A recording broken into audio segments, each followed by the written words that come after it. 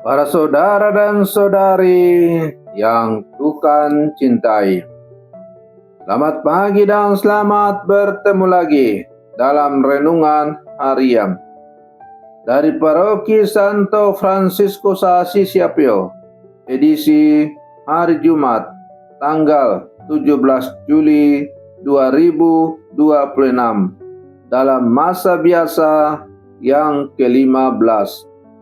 Mengawali hari yang baru ini, kita hendak mendengar dan merenungkan sabda Tuhan.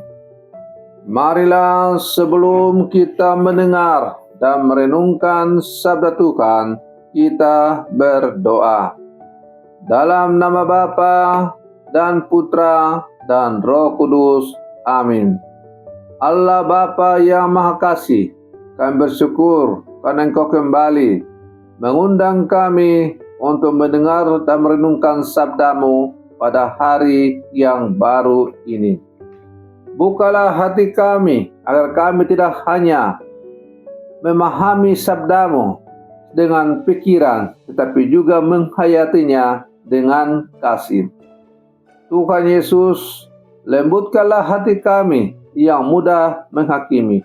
Bebaskanlah hati kami dari kesombongan rohani, dari kebiasaan mencari kesalahan orang lain, dan dari ketaatan yang hanya tampak di luar. Roh Kudus, ajarlah kami memahami kehendak-Mu, Allah, secara benar, sehingga iman kami menghasilkan belas kasih, keadilan, dan kehidupan. Doa ini kami sampaikan kepadamu dengan pengantaran Kristus Tuhan kami. Amin. Dalam nama Bapa dan Putra dan Roh Kudus. Amin.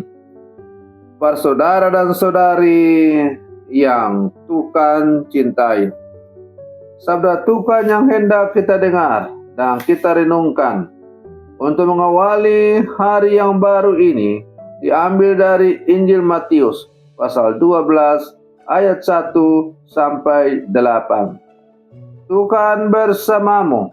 Inilah Injil suci menurut Matius.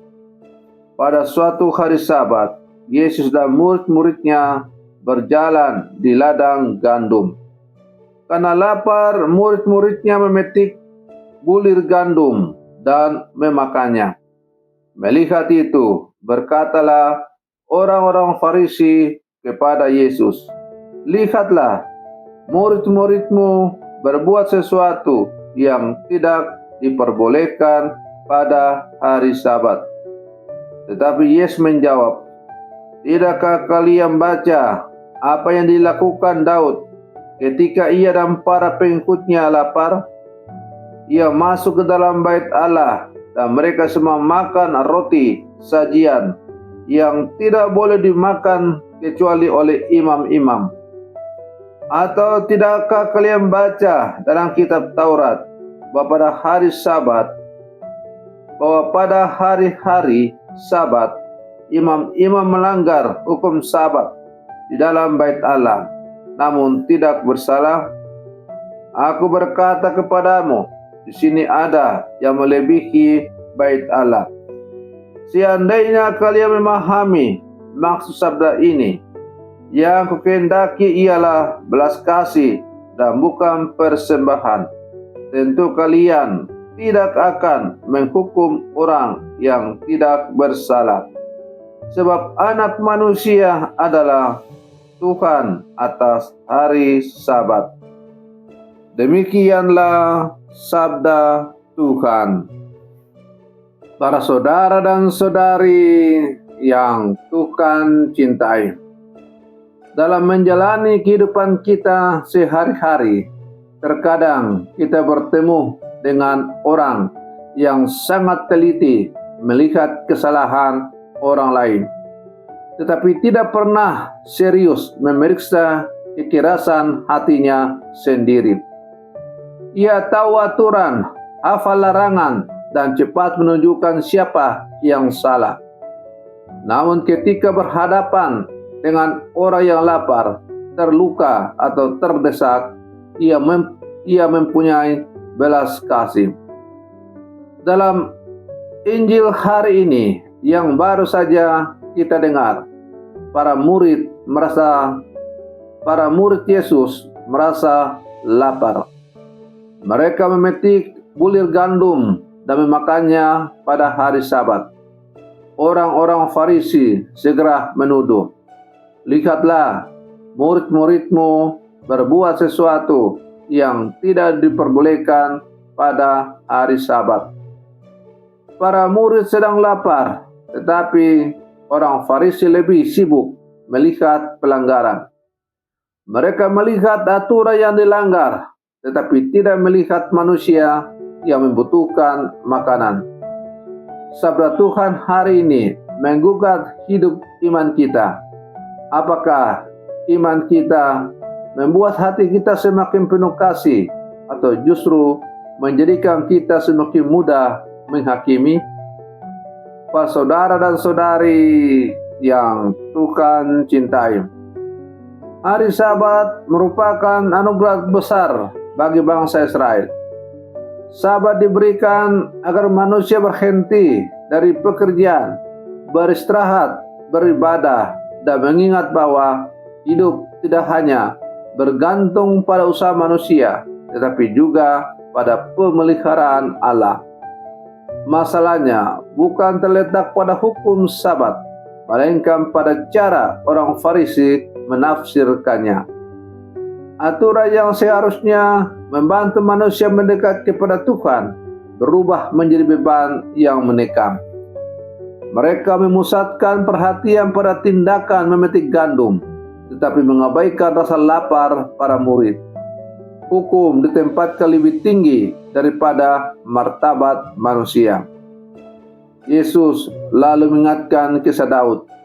Ketika Daud dan orang-orangnya lapar, ia masuk ke rumah Allah dan memakan roti sajian yang sebenarnya diperuntukkan bagi para imam. Yesus tidak sedang mengajarkan bahwa hukum boleh dilanggar sesuka hati. Ia menunjukkan bahwa hukum Allah selalu diarahkan kepada kehidupan, bukan kepada kehancuran manusia. Ketaatan yang benar tidak boleh kehilangan belas kasih.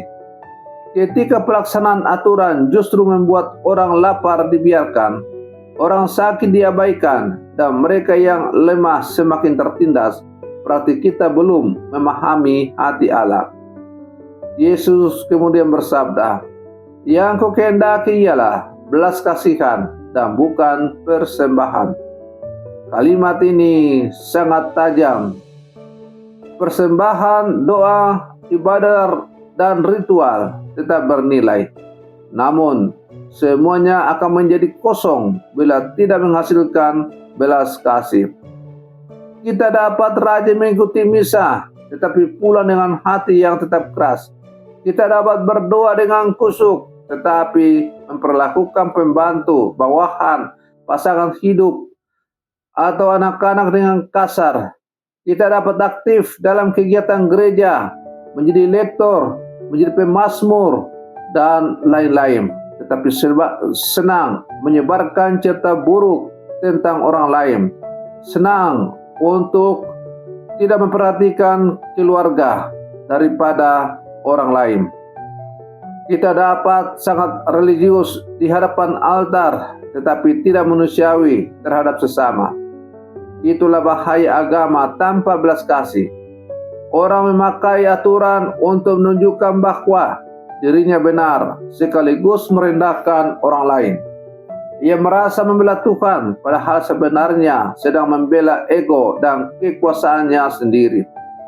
Orang Farisi tidak hanya menjaga hukum, mereka memakai hukum untuk mengawasi dan menuduh. Mereka tidak bertanya mengapa para murid lapar. Mereka hanya bertanya aturan apa yang telah mereka langgar. Sikap seperti ini juga dapat hadir dalam kehidupan kita.